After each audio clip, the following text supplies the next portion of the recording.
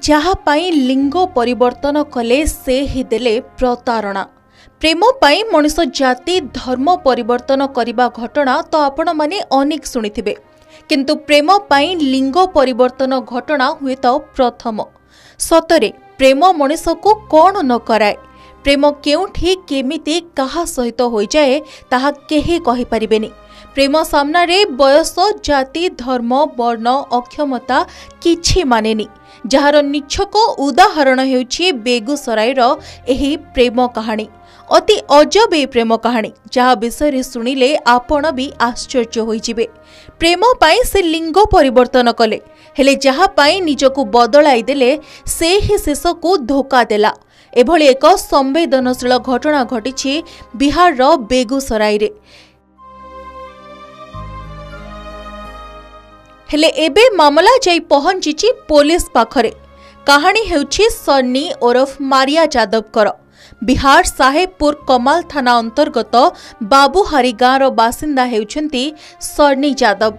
तेबे कौन हैला के जानी 2017 रे सन्नींकर तांको निज गाँव बासिंदा पीयूष यादव को सह बंधुता हैला। एही बंधुता किंतु धीरे धीरे अन्य मोड़ नेला। निबिड़ता बढ़िबा सह दुहिंकु लागिला कि परस्पर बिना बंची पारिबेनी उभय। तेबे दुई जण जाक पुरुष थिले, आउ सामनारी थिला समाजर प्रतिबंधक।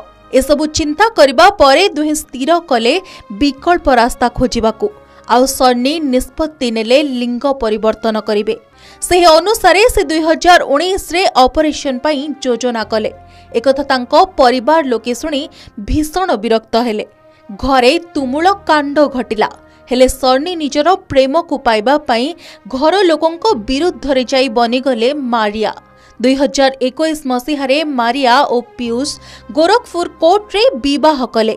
एहा परे मारिया काम करी घर चलाइले।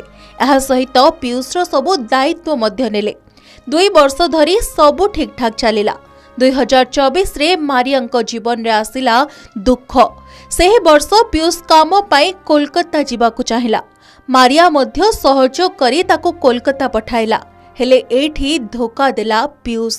सुमन नामक जणे किन्नर प्रेम रे पड़ी मारिया को अवहेला करबाकू लागिला। एहाकू नै दुहिंको भितरे खूब कଳି झगड़ा लागिला। एमिति कि पीयूष मारपीट करी मारिया को जीवन रु मारी देबाकू धमक देला। निज प्रेम उजड़ी जाउथबा देखि मारिया शेषरे साहेबपुर कमाल थाना रे पीयूष को नारे अभियोग कला। प्रथमे पुलिस टिके अवहेला कला। तेबे घटनाटी जेतेबेले गणमाध्यम जरिया सबुठी चर्चार विषय पलटिला, पुलिस बाध्य होई पदक्षेप नेला।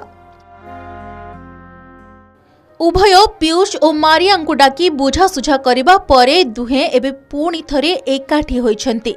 DCP Neha Kumari stamp paper रे उभयंकठारु लिखित भाबे रखिछंती कि आउ केबे अलगा हेबे नाही। तेणु मारिया पुलिस और गणमाध्यम को धन्यवाद देइछंती। आउ एबे ही प्रेम कहानी बेगुसराय रे चर्चार विषय पलटिछि। पीयूष को पाई मारियांको प्रेम एते गभीर थिला जे शेषरे पुणी थरे उभय एकाठी होइछंती। सतरे भारी नियारा ए प्रेम कहानी।